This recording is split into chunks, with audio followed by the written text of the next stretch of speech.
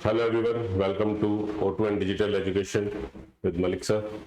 Today we are going to start class 11 topic the evolution of Earth. बहुत important topic है book 1 का और इस टॉपिक में हम देखेंगे कि किस तरीके से अर्थ का एवोल्यूशन होना शुरू हुआ। तो चलिए शुरू करते हैं। चैप्टर का नाम है the origin and the evolution of earth. ठीक है, यहाँ पे मैंने बहुत सही तरीके से चीजों को एक्सप्लेन करने की कोशिश की कि ताकि आपको डायग्रामेटिकली डायग्राम से चीजें इजीली क्लियर हो सके। तो पहले कुछ टर्मिनोलॉजीज है। ठीक है, ज्योग्राफी की खासियत ये है कि अगर उसकी जो टर्मिनोलॉजी है वो अपने आप में यूनिक है, उसके बारे में आपको पता होना चाहिए बहुत अच्छे तरीके से। तो एक एक करके टर्म को समझेंगे ताकि आपको आगे चैप्टर समझने में कोई दिक्कत ना हो। तो शुरू करते हैं।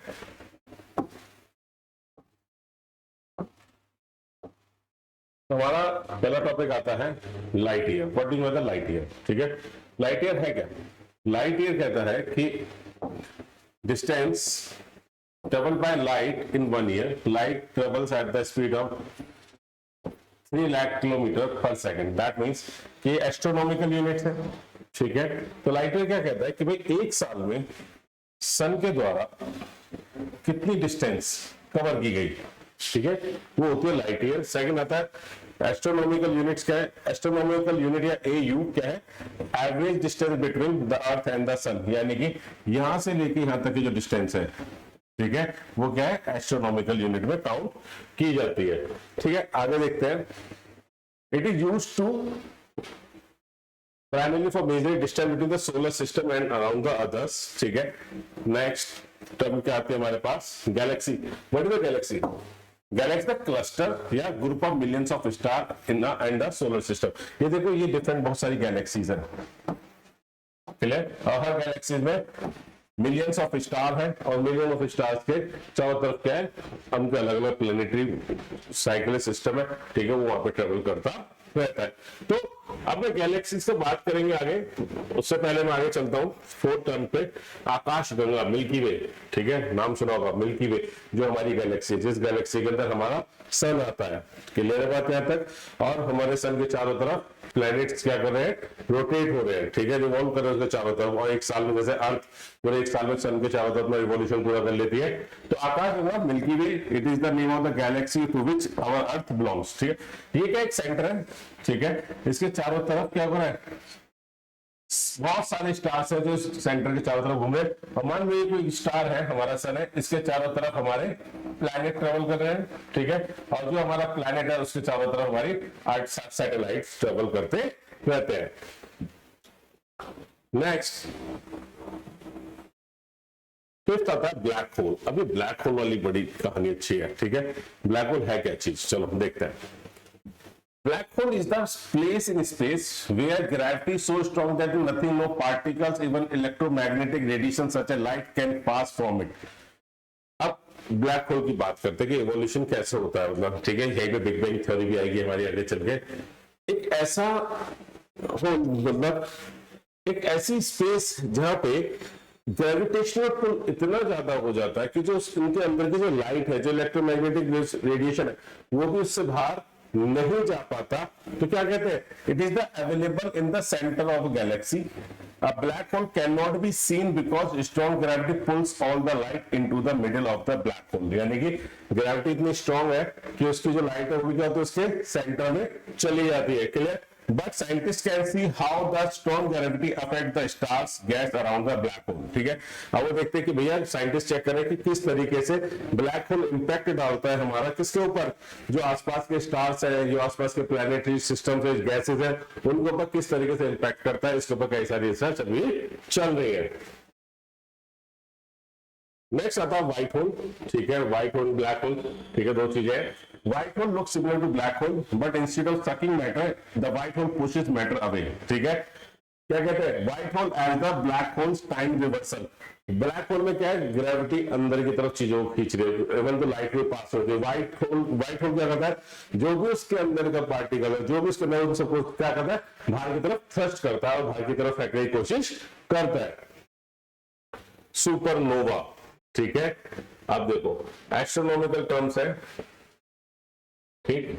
Supernova term for the super powerful explosion of the star, कि क्या होगा, स्टार का एक्सप्लोड हो रहा, ठीक है, जिसकी वजह से क्या होगा, न्यूक्लियर फ्यूल निकला, some of its mass sinks into the core, that increased gravitational force result in the giant explosion of the supernova. It may be caused due to the striking or collapsing of two stars. Supernova क्या, केवल में दो star आपस में टकराए, ठीक है, तो बहुत बड़ा ब्लास्ट किया, और जो हैवी मटेरियल है उसके अंदर ब्लास्ट में जो हैवी मटेरियल निकला वो क्या हुआ, वो सेंटर की तरफ इकट्ठा होना शुरू हो गया, और जिसने क्या बना, एक ग्रेविटेशनल पुल क्रिएट करना शुरू कर दिया, जो आसपास के पार्टिकल्स है उसकी तरफ खींचना शुरू हो जाएंगे। A nova is also explosion of a star, but supernova is the biggest explosion that humans have, ठीक है, seen, क्लियर। नेक्स्ट आता है प्लैनेटिज्मल, ठीक है। अभी है क्या चीज, देखो ध्यान से, the gas cloud start getting condensed and the matter around the core develops into small rounded object. These small rounded objects formed by the process of cohesion are called प्लैनेटिज्मल, ठीक है। अब देखो हुआ क्या, छोटी सी बात है, कोई एक्सप्लोजन हुआ, ठीक है भैया, कहीं भी एक्सप्लोजन, और उसमें क्या हुआ कि जो हैवी पार्टिकल्स है वो किसकी तरफ, सेंटर की तरफ इकट्ठा होना शुरू हो गए। जब वो सेंटर की तरफ इकट्ठा होना शुरू हुए तो बाकी सारे जो क्लाउड डेंसेशन हुआ, ठीक है, तो छोटे छोटे ऑब्जेक्ट उसकी तरफ घूमने लगे, और धीरे धीरे क्या हुआ, कोहेजन के प्रोसेस से वो उसमें जुड़ना शुरू हो गया। जैसे देखो यहाँ पे कोई बस्ट हुआ, ठीक है, इसने रोटेशन किया, जो आसपास के डिब्रीज है, जो छोटे छोटे पार्टिकल्स है, वो क्या लगे, इसकी तरफ अट्रैक्ट होने लगे और इससे जुड़ने लगे। इसी तरीके से क्या हुआ, प्लैनेट का फॉर्मेशन होना शुरू हुआ था।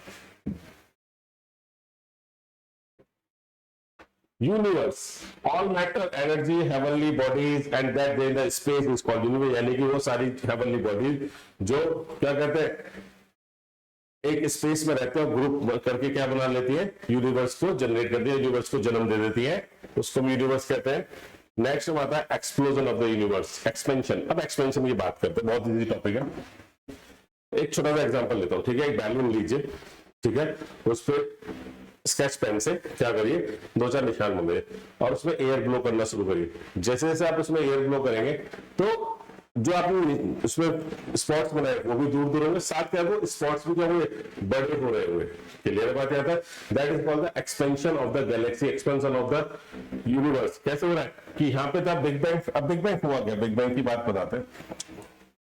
जब एक ब्लैक होल बनता है, ठीक है, तो उसके अंदर इतनी एनर्जी क्रिएट होती है कि अपने आप में एक्सप्लोड होगा, क्या होगा, एकदम बैंग, ठीक है, और क्या होगा, पार्टिकल बहुत दूर तक फैलना शुरू कर देंगे, और धीरे धीरे क्या होगा कि जो हैवी पार्टिकल्स है वो एक साथ कोहेजन में जुड़ना शुरू करेंगे, ठीक है, कुछ उसमें से स्टार्स बनेंगे, कुछ उसमें से प्लैनेट बनना शुरू हो जाएंगे। तो देखिए धीरे धीरे पहले क्या थे, सारे पास पास थे, अब क्या थोड़े और दूर हुए, मैं बैलून में हवा भरता है, तो मैं अगर ये दूर भी हो रहे हैं तो साथ साथ इनका साइज भी तो इंक्रीज हो रहा है, फिर नहीं बात नहीं। तो पॉइंट क्या कहते हैं, जब बिग बैंग होगा तो जितना भी मटेरियल है वो खुद भी दूर जाएगा और साथ में खुद भी एक्सपेंड होना शुरू हो जाएगा। अब स्टार क्या, देखो ये स्टार के बारे में बहुत सारी चीज बता रखी है। देखो star is a massive self luminous astronomical object है of gases science by radiation derived from its internal energy sources. The nearest star to Earth is Sun. Of the 10 of the billion और trillion of stars में से एक है, ठीक है। Composing the observable universe, only very small percentage are visible to the naked eyes from the Earth during the night. देखो क्या है, ये स्टार है, ठीक है, इसमें क्या है, क्रोमोस्फेयर, जो इसकी फ्लेयर, जो दूर तक आग की लहरें उठती हैं, ठीक है, दूर तक आग की जो लहरें उठ रही है, ठीक है, उसकी बात करें, ये क्या है, सन स्पॉट्स, यहाँ पे निशान है आप देख रहे होगे, ठीक है, फोटोस्फेयर जहाँ पे सारी प्रोसेस चल रहा है, सब फेस उसके नीचे वाली, ठीक है, सबसे अंदर क्या है, वो रेडिएटिव जोन, कन्वेक्शन जोन, ठीक है, तो जो फ्लेयर्स उठ के निकल के चला गया, एंड कोरोनल होल्स, जहां तक चीजें का एनर्जी एंटर सकते वाली क्या है, कोरोना। तो बेसिकली क्या है, सन में आ क्या रहा है, जो सन फ्लेम्स है ना, ये फ्लेयर्स जो है, इनकी लेंथ भी कई लाख किलोमीटर, काफी मतलब कई मिलियन किलोमीटर तक इनकी फ्लेम्स फेंकते हैं। जैसे अभी कुछ दिनों पहले आपने सुना होगा कि नासा ने एक बड़ा अनाउंसमेंट किया कि सन का एक फ्लेयर मतलब इतना रेडिएशन छोड़ेगा अपने साथ कि जिसकी वजह से अर्थ के कुछ पार्ट्स पे इंटरनेट भी बंद हो सकता है उस रेडिएशन की वजह से। क्लियर? क्या करोगे? इंटरनेट बंद हो क्या करोगे? ठीक है, चलिए हम बात करते हैं अपने सोलर सिस्टम की। हमारे सोलर सिस्टम में सन है, प्लेनेट है और उनके सैटेलाइट्स है और वेरी स्मॉल हेवनली बॉडीज है जिन्हें हम एस्ट्रॉइड, कॉमेट्स और मीटियोर्स कहते हैं। इसके बारे में एक एक करके मैं आपको बताऊंगा। सब ये सन है, my very efficient mother just serve us nuts. Pluto, Pluto को हमने भी ड्वार्फ प्लेनेट का नाम दिया 2002 में, ठीक है, बकायदा। लेकिन हम 8 प्लेनेट्स की बात करते हैं। ये जो प्लेनेट्स है, ठीक है, इन्हें इनर प्लैनेट्स कहा जाता है और इन्हें क्या कहा जाता है? आउटर प्लैनेट्स, या फिर इन्हें कहते हैं टेरेस्ट्रियल प्लैनेट और कहते हैं जुवेनाइल प्लैनेट। टेरेस्ट्रियल मतलब अर्थ लाइक स्ट्रक्चर्स और ये कहते हैं जुपिटर लाइक, ठीक है। यानी कि ये सारे क्या सॉलिड है और इन पे क्या है, ये गैसियस स्टेट में है ज्यादातर। क्लियर बात यहाँ तक? अब प्लैनेट होता क्या है? Planet is the celestial body orbit around the sun, big enough to have enough gravity forces, spherical shape होगा। spherical बेसिकली नहीं कहूंगा मैं, सबके अलग अलग शेप है। जैसे अर्थ की शेप क्या है? जियोइड शेप है। अर्थ की शेप है जियोइड शेप है। जियोइड का मतलब है अर्थ लाइक स्ट्रक्चर। क्लियर? अब यहाँ पे देखो, ये इन्होंने बहुत सारे सबके क्या दिखा रखे हैं, इनके इलेक्ट्रिकल पाथ दिखा रखे हैं कि भाई ये इस तरीके से मूव कर रहा है, ये इस तरीके से कर रहा है, ये इस तरीके से मूव कर रहा है। बेसिकली अगर मैं क्लियरिटी बात करूं तो ये सारे के सारे कैसे मूव करते हैं मैं बताता हूं आपको। मान लीजिए सन मूव कर रहा है इस साइड, तो ये सारे इस तरीके से मूव करते हैं सन के साथ साथ। यानी कि केवल सन के चारों तरफ ही, अगर क्योंकि सन भी क्या कर रहा है, अपने जो गैलेक्सी का सेंटर है उसके चारों तरफ रोटेट हो रहा है, ठीक है। तो ये प्लैनेट जो है उसके चारों तरफ स्प्रिंग फॉर्म में रोटेट करते हैं। किस फॉर्म में रोटेट करते हैं? स्प्रिंग फॉर्म में रोटेट करते हैं। अगर कभी डायग्राम बनाना पड़ा उसका तो कैसे बनाओगे? ठीक है, मान लो ये सन है तो इसके लिए आपको प्लैनेट को ऐसे लेके जाना है सन के, क्या सन भी आगे की तरफ मूव कर रहा है और ये प्लैनेट भी इसके साथ आगे की तरफ मूव कर रहे हैं। Next number 14, dwarf planet. Dwarf planet होता क्या है? देखो ये सारे कई सारे नाम दे रखे हैं ड्वार्फ प्लैनेट के। It is the round object in space that goes around the sun, but it is not as large as a planet, does not have the specific gravity to clear other objects from its path। यानी कि इसके creation बड़े करोड़ों सालों में हुआ, लेकिन इंसानों ने अपनी साइकोलॉजी, अपनी सोच के हिसाब से बेचारे हुए बोले तो है ही नहीं दिया, तो जो तुम प्लेनेट मानते ही नहीं। मतलब हम we are the person who decide that it is a planet और नॉट। ये बेचारी मतलब हमने आइडेंटिटी खत्म कर दी, जबकि कितने करोड़ों सालों से सन का चक्कर काटा जा रहा है।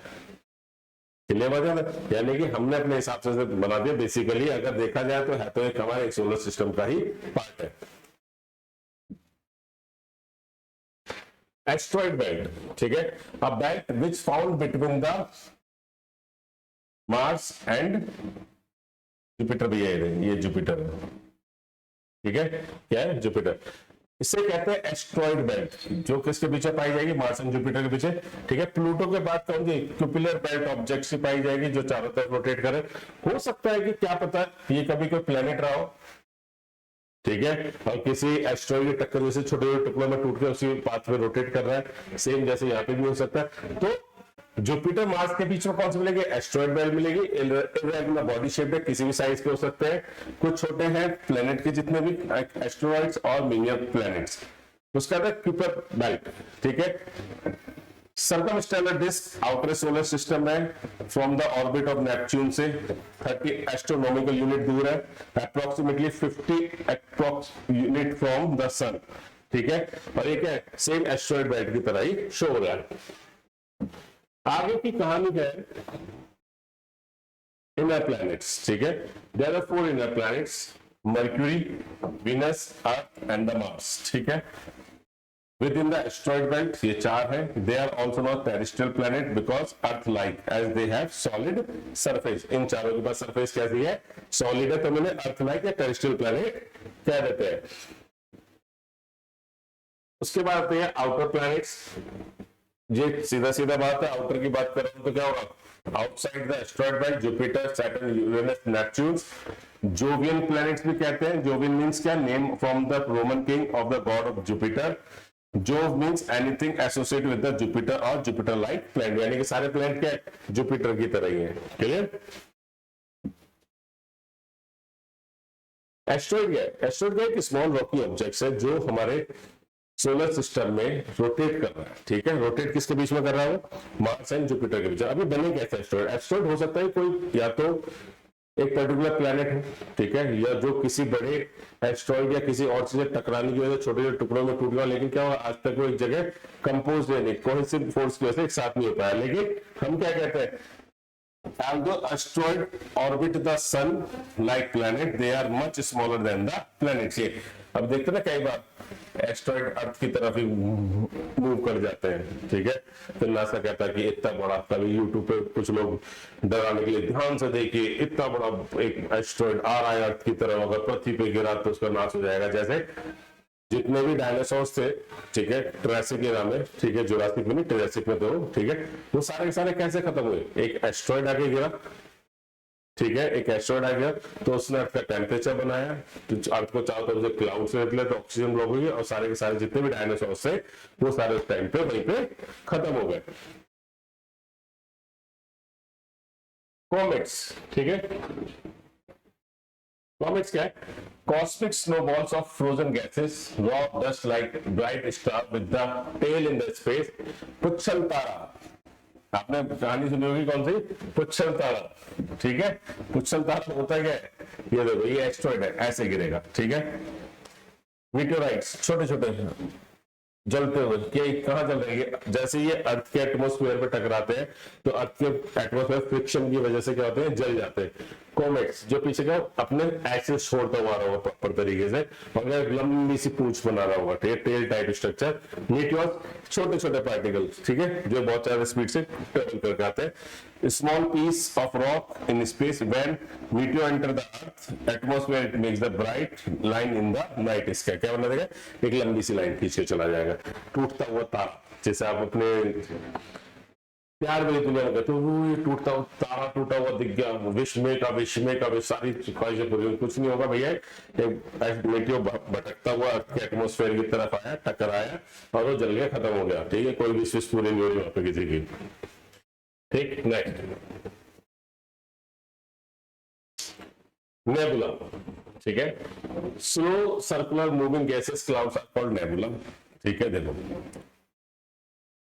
नेबुला हाइपोथेसिस वेरी इंपॉर्टेंट है, ठीक है। हुआ क्या? अब चीजें देखते हैं।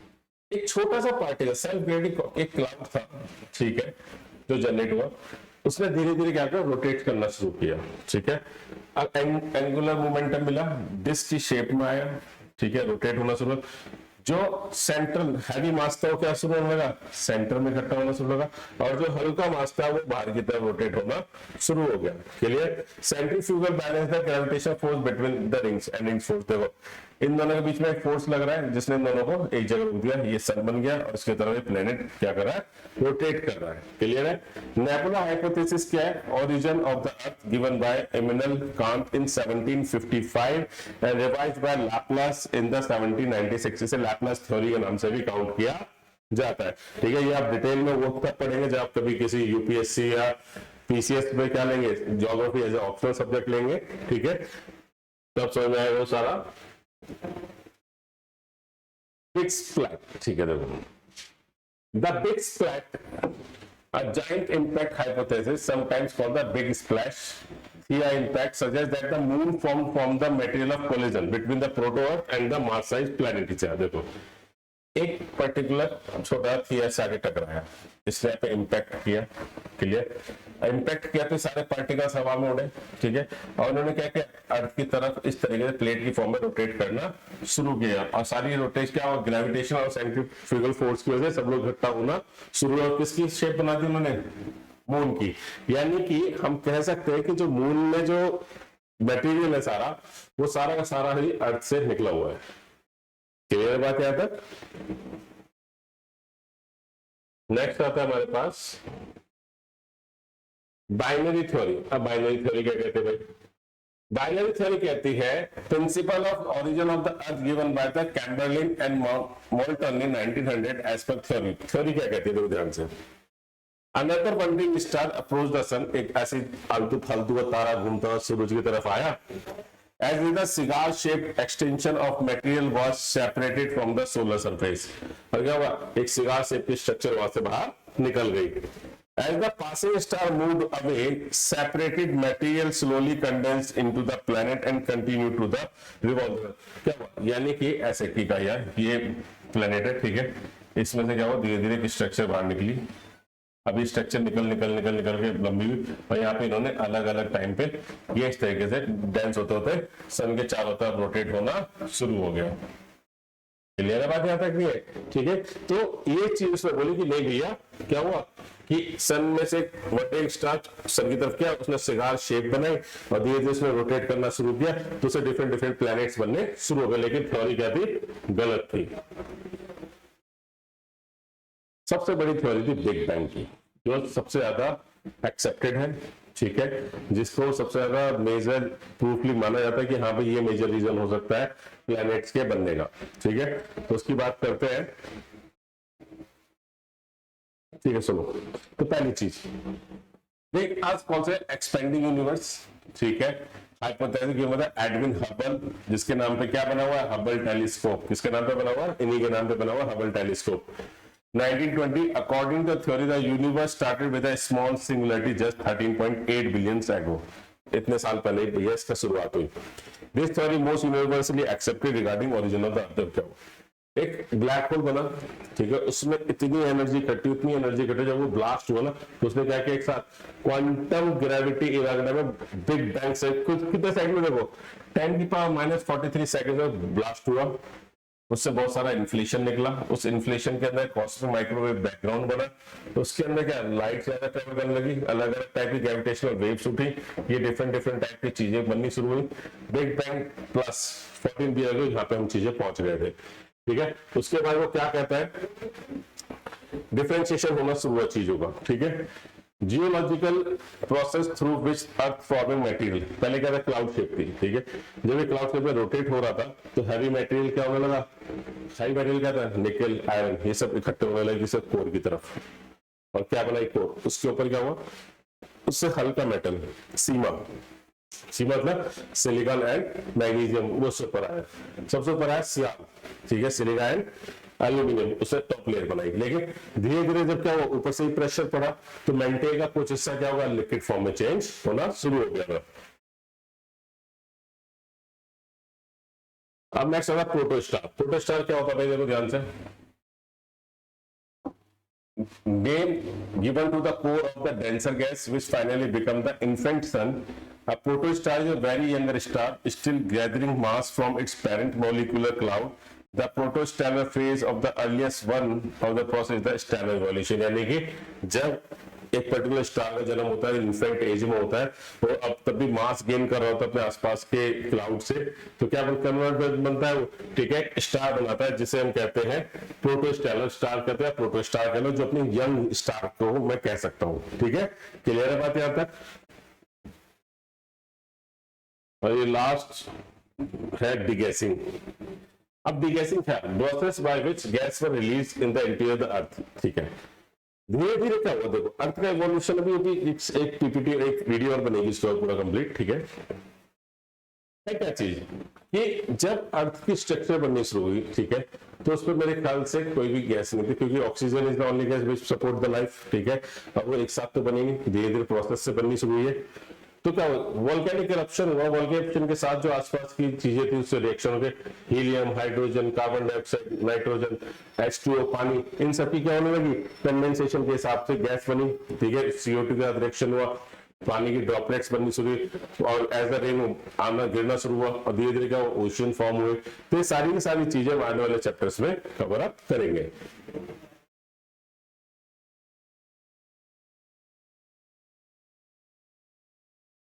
सेंट्रीफ्यूगल सेंट्रीपिटल फोर्स की जरूरत नहीं है,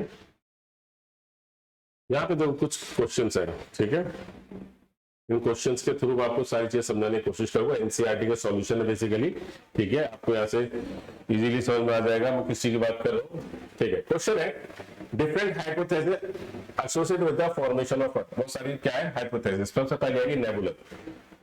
लार्ज नंबर ऑफ हाइपोथेसिस थी, फिलोसोफर और साइंटिस्ट ने करना शुरू किया। One of the earlier was the German philosopher Immanuel Kant, mathematician Laplace, revised 1796। उन्होंने कहा according to theory there was the hot and rotating gas cloud called nebula in the space. क्या था कि एक क्लाउड था जो क्या था, गर्म था और रोटेट कर रहा था, ठीक है, उसका नाम था नेबुला। क्या नाम दिया?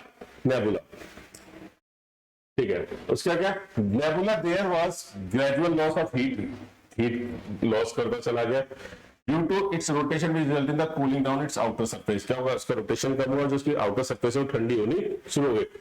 जब कूलिंग शुरू हुई तो कॉन्ट्रैक्शन आना शुरू हुआ, ठीक है, और स्पीड इंक्रीज होगी due to angular momentum. Angular momentum यानी घूम रहा है तो उसकी स्पीड और तेज हो जाती है।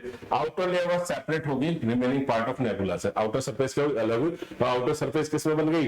नेबुला बन गया सन, और आउटर स्पेस से छोटे छोटे पार्टिकल्स बने जिसे हमने कह दिया इनर एंड आउटर प्लेनेट। तो ये थ्योरी यहाँ पे बिल्कुल गलत हो गई, ठीक है, क्योंकि जितने भी प्लैनेट्स हैं सब डिफरेंट साइज के हैं, सब डिफरेंट डेंसिटी के हैं, ठीक है, सबका डिफरेंट मास है, क्लियर। तो वहां पे थ्योरी गलत हो गई। उसके बाद सेकंड पॉइंट आया, सेकंड क्वेश्चन है बिग बैंग थ्योरी का। बिग बैंग थ्योरी कहती क्या है? Expanding universe hypothesis, Edwin Hubble 1920। Evidence भी दी है कि भैया यूनिवर्स जो है आज भी क्या कर रहा है, एक्सपेंड कर रहा है continuously. The theory tells the galaxies are moving away from each other as the time passes. It universe appears to be the growing larger. Universe बढ़ता हुआ जा रहा है, ठीक है। चलिए शुरू करते हैं। बिग बैंग थ्योरी कहते हैं, ध्यान से सुनिएगा। पहला, all matters forming universe exist in one place, tiny ball, ठीक है, unimaginable small volume, infinite temperature and infinite density के साथ था, ठीक है। इस टाइनी बॉल में एक्सप्लोजन हुआ, बैंग हुआ, जिसे हमने कहा बिग बैंग, ठीक है। ये माना जाता है कि जो बिग बैंग है 13.7 बिलियन ईयर्स पहले हुआ आज से, ठीक है, जो आज भी चल रहा है। यानी कि जो बैंग उस टाइम हुआ था वो आज भी फैल रहा है, वो एनर्जी अभी उसकी खत्म नहीं हुई है। As it grew, some energy was converted into the matter. कुछ एनर्जी किसमें कन्वर्ट हो गई? मैटर में। That particular rapidly expansion within the fraction of seconds. Seconds के क्या बोल रहा है? 10 की पावर -43 सेकेंड्स, ठीक है, -43 सेकेंड्स के अंदर ही कहानी होगी थी सारी की सारी, ठीक है। Big bang, first atom began to form, पहला एटम बना within 3 lakh years from the big bang. Temperature कहां तक पहुंच गया? 45,000 केल्विन तक, and give rise to the atomic matter. The universe become the transparent. Universe क्या था उस टाइम पे? ट्रांसपेरेंट था। धीरे धीरे क्या हुआ? एटम बने, दोनों मिलकर मॉलिक्यूल्स बने, मॉलिक्यूल्स में अलग अलग टाइप की स्ट्रक्चर बननी शुरू हो गई थी। नेम एंड साइजेस दे रखे हैं यहाँ पे।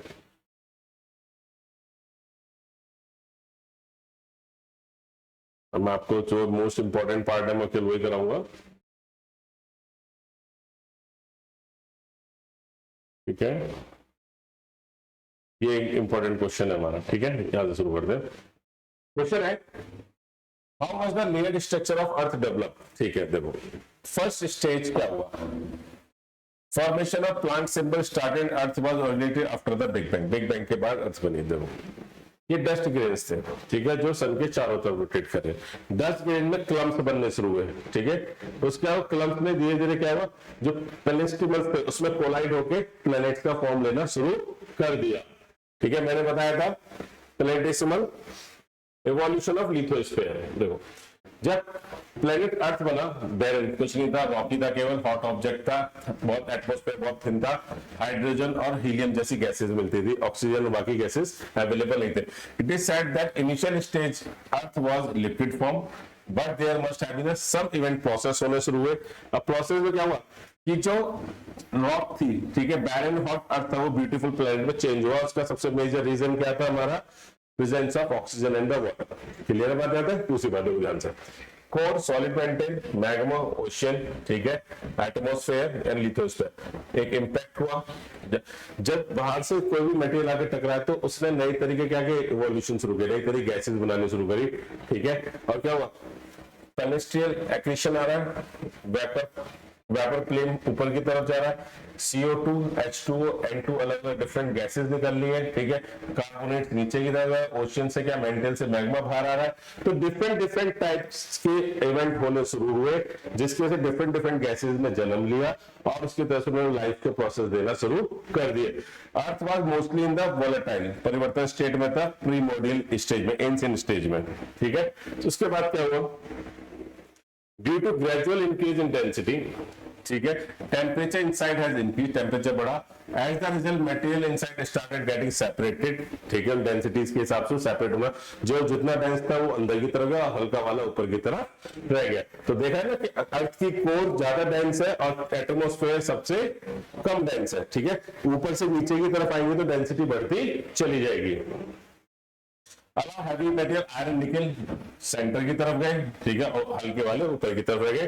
टाइम पास होता गया, अर्थ ठंडी हुई, सॉलिडिफाइड हो, कंडेंसेशन हुआ, फिर वो दोबारा से गर्म हुई, दोबारा से क्या हुआ, अर्थ में कई बार अपने प्रोसेस में कई बार उसका टेम्परेचर हाई हुआ तो कई बार लो हुआ, और एक आइस एज, जैसे कहना 2 आइस एज निकल चुके, थर्ड आइस एज पता नहीं कब आएगा, ठीक है, लेकिन आएगा जो भी सच्चा है, हम लोग ऐसा कर देंगे अपने एटमॉस्फेयर को, ठीक है। दूसरा point clear, stage of development of the atmosphere. Atmosphere की सबसे बड़ी कहानी बहुत इंपॉर्टेंट है, और एटमॉस्फेयर का जो चैप्टर है climatology, most important most difficult chapter है, ठीक है, ठीक है, क्योंकि क्लाइमेटोलॉजी थोड़ी सी साइंटिफिक है, तो इजीली समझ में नहीं आती है, लेकिन हम कोशिश करेंगे कि आपको उस पर धीरे धीरे करके सारी चीजें एक्सप्लेन कर सकूं। In the first stage, primordial ancient time, atmosphere contain a layer of hydrogen helium, ठीक है। हाइड्रोजन हीलियम क्या करते हैं, आपस में रिएक्शन करते हैं और क्या करते हैं, एक अलग लेवल की एनर्जी ब्लास्ट करते हैं, ठीक है। In the second stage, during the cooling, the interior of the earth contributed to the evolution of atmosphere. अर्थ ठंडी, एटमॉस्फेयर जलना शुरू हुआ, पहली, दूसरी, तीसरी, चौथी, सातवीं, 7th स्टेज में पानी बन गया था। Gases and water vapor were released by the process of degassing, निकलने से हुआ। They started evolution of present atmosphere and the early, ठीक है, and the early atmosphere contained water vapors, क्या था उसके बाद, वाटर वेपर्स थी, और nitrogen, carbon dioxide, methane, ammonia and small portion of the free oxygen. In third stage, composition of atmosphere was modified by the living world, the process of photosynthesis. Origin of atmosphere देखते हैं, टार्बक्स and लुटगेंस ने दिया था, book है, ठीक है। Stage of segregation of earth, gaseous material escape from the earth interior, process called outgassing. Much of same way, gases are released from volcanoes today. Atmosphere gradually evolved, ठीक है, composed mainly of gas released from the within the earth surface, जो नीचे से निकल के आई है सारी की सारी। अर्थ ओरिजिनल एटमॉस्फेयर क्या कंसिस्ट करता था, water vapour, carbon dioxide, nitrogen and seven traces gases. तो ये सारी प्रोसेस थे, ठीक है, अर्थ के इवोल्यूशन में, ठीक है।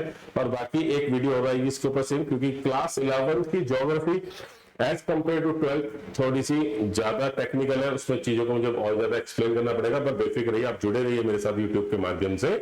मैं आपको रेगुलरली कुछ ना कुछ अपडेट इस पर प्रोवाइड करता रहूंगा, कोशिश करूंगा कि एक नए प्रोसेस से मैं इस चीज को दोबारा से एक्सप्लेन करूँ आपको, ठीक है। थैंक यू सो मच, ठीक है, आपका बहुत बहुत शुक्रिया। लाइक करिए, सब्सक्राइब करिए और अपने दोस्तों का शेयर करिए O2 एंड डिजिटल एजुकेशन को। और आप लोगों की वजह से 10,000 फॉलोअर्स हो चुके हैं। Thank you so much, have a nice day.